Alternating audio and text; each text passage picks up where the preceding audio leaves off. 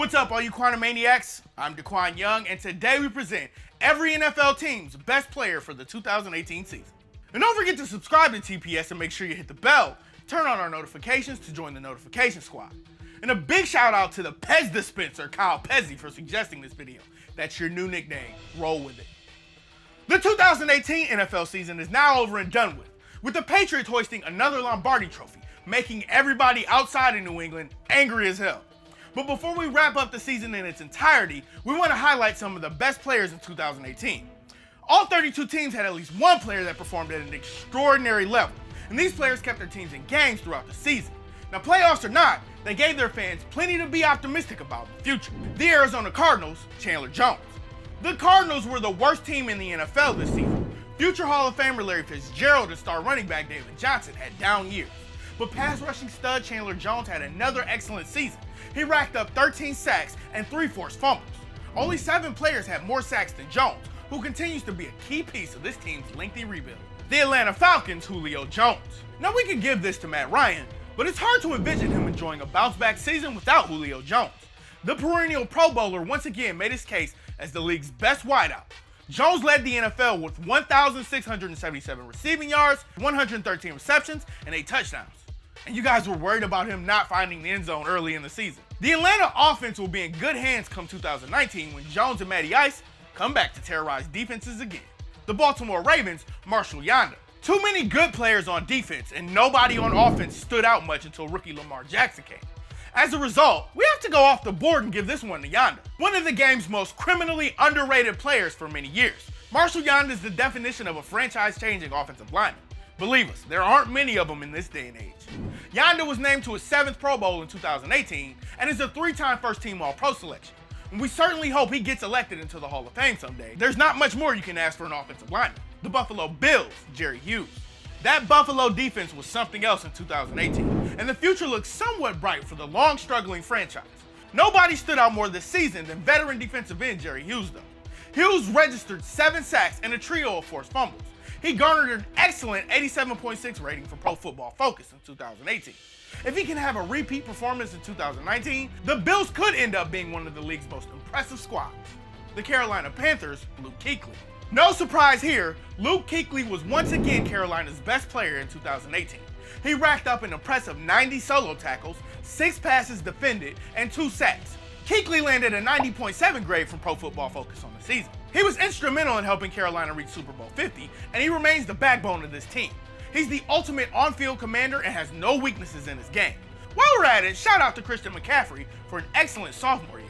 1,098 rushing yards and 867 receiving yards.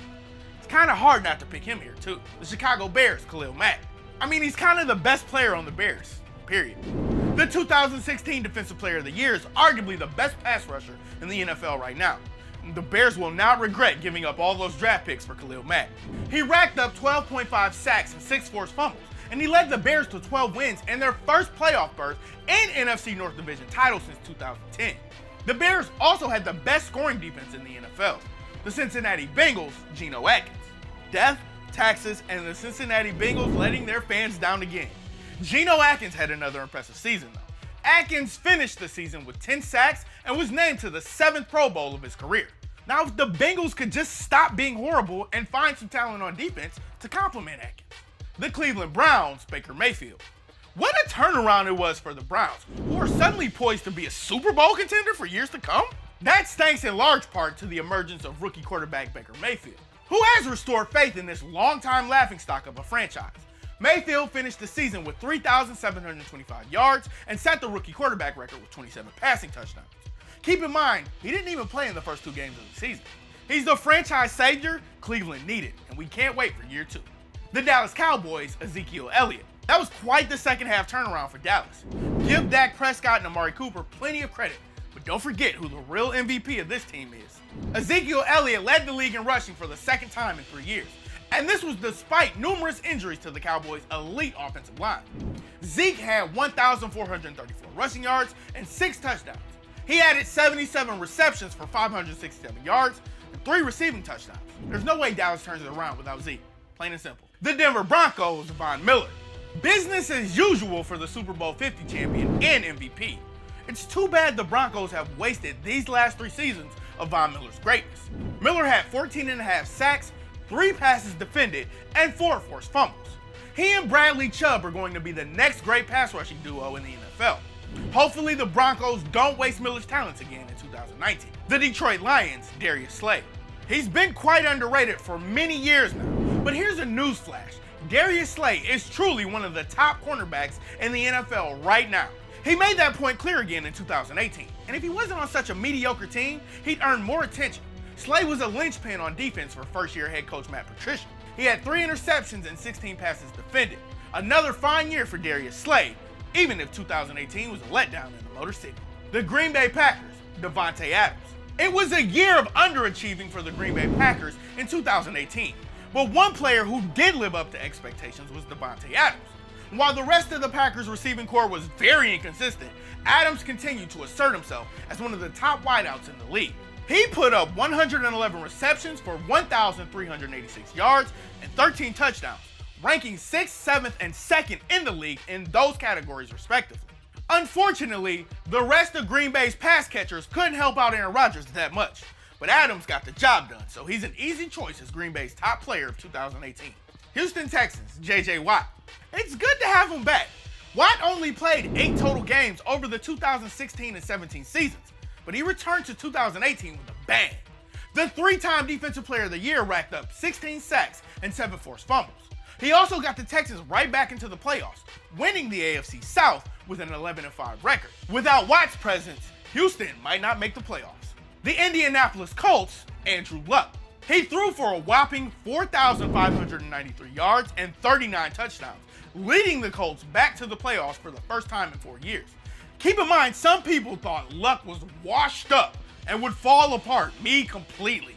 The future suddenly looks bright for the Colts again, and it's all thanks to Andrew Luck. The Jacksonville Jaguars, Calais Campbell. It was a bit of a down year for Jalen Ramsey, and obviously nobody on offense stood out much. But at least Pro Bowl defensive end Calais Campbell enjoyed another phenomenal season. Finishing with 10.5 sacks, Campbell had an excellent 91.1 grade from Pro Football Focus. And if the Jaguars rebound in 2019, Campbell will be a key reason why. The Kansas City Chiefs, Patrick Mahomes. 5,097 yards, 50 touchdowns, and a league MVP. Only 2 other quarterbacks have hit the big 5-0 mark in a single season. You may recognize their names. Peyton Manning, Tom Brady. That ring a bell? I'm being ironic, guys. Never mind the best player on the Chiefs, Mahomes was arguably the best player in the entire NFL. And boy, is it ever going to be fun watching him for years to come. The Los Angeles Chargers, Phillip Rivers. The greatest Charger of all time had perhaps the finest regular season of his career. Despite losing star tight end Hunter Henry for the year, Phillip Rivers had an impressive 4,308 passing yards and 32 touchdowns. Rivers led the Chargers to a 12-4 record, their best since 2009. If it weren't for Drew Brees and Patrick Mahomes, Rivers probably would have had a chance at winning the MVP. It's good to see this future Hall of Famer piece together another great year. The Los Angeles Rams, Aaron Donald. Aaron Donald showed everyone that he's worth every penny of that $135 million extension. The reigning Defensive Player of the Year led the NFL with 20.5 sacks, leading the Rams to a second straight NFC West division title. Donald also recorded 4 forced fumbles and won the Defensive Player of the Year award. It's not a bad way to show you're still the best defensive player in the league. The Miami Dolphins, Cameron Wake. Pro Bowl defensive end Cameron Wake was one of the only players to produce for the Miami Dolphins in 2018. Wake has 98 career sacks. He finished with 6 of those in 2018. Miami really needs to get him some help on defense, and he wouldn't command so much attention from the opposing offensive linemen if he had somebody else. It was another solid year for Wake. Too bad Miami keeps wasting his talents. The Minnesota Vikings, Adam Thielen. Kirk Cousins was a massive flop in his first year for the Vikings, but that didn't stop Adam Thielen from producing again. He hauled in 113 receptions for 1,373 yards and 9 touchdowns. Only 3 guys had more catches than Adam Thielen. After eclipsing the 100-yard mark in each of his first 8 games, Thielen only surpassed the century mark once over his final 8 games. But his strong start is still enough for us to name him the Vikings' best player this season. The New England Patriots and Tom Brady. When hasn't Tom Brady been the best player on the Patriots? Rob Gronkowski struggled aplenty in 2018, and Josh Gordon left the team late in the season. But Brady had another excellent season, finishing in the top 10 in most quarterback categories. 4,355 passing yards and 29 touchdowns will do nicely. The New Orleans Saints, Drew Brees. This was Breeze's regular season. Become the all-time passing yards leader, break his own record for best completion percentage in a season at 74.4%, and the Saints finishing with the best record in the NFL. That's it. It's Drew Brees. It's him. The New York Giants, Saquon Barkley. Perfect example of why the Giants drafted Barkley over Eli Manning's successor with the number 2 pick in the 2018 draft. He rushed for 1,307 yards and 11 touchdowns, but he also did plenty of damage as a pass catcher, finishing with a whopping 91 receptions for 721 yards and 4 touchdowns. At least Giants fans had something to cheer about in 2018. The New York Jets, Jamal Adams. It was another abysmal year for the Jets, but young safety Jamal Adams has given this team a lot of reason for optimism in the future. Adams had 115 combined tackles and 12 passes defended.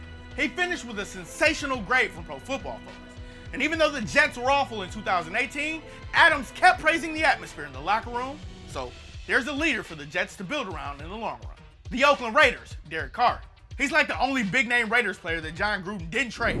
But in all honesty, Derek Carr wasn't all that bad in 2018. The Raiders as a team were awful, but Carr kept them standing up. Carr had a career-best 68.9 completion percentage, and he finished with 4,049 yards and 19 touchdowns, despite having very little help around him. But really, he was the only somewhat productive and consistent Raiders player in 2018. The Philadelphia Eagles, Fletcher Cox. Nick Foles and Carson Wentz split the quarterback duties, and the running backs simply didn't produce. We could go with tight end Zach Ertz here, but we can't discount what Fletcher Cox did for the Philly defense. He set a career high in sacks with 10.5, earning an impressive grade for PFF. It was just another Fletcher Cox-like season, one that made him the Eagles' best player. The Pittsburgh Steelers, Ben Roethlisberger. Big Ben led the league in passing yards with 5,129, and he tossed 34 touchdowns. He finished with a 96.5 passer rating. He did this despite all the drama surrounding the Steelers locker room. Antonio Brown clashing with teammates, Le'Veon Bell sitting out a whole year, you name it. It was also Ben, but he still stepped up and played like an MVP. The San Francisco 49ers, George Kittle. The 49ers had to use 3 different quarterbacks this season, and that didn't matter to tight end George Kittle. He broke the single-season tight end receiving yards record with 1,377, and he also caught 88 passes and had 5 touchdowns. Just wait until Jimmy Garoppolo returns in 2019. He and Kittle are going to be a joy to watch. The Seattle Seahawks, Bobby Wagner.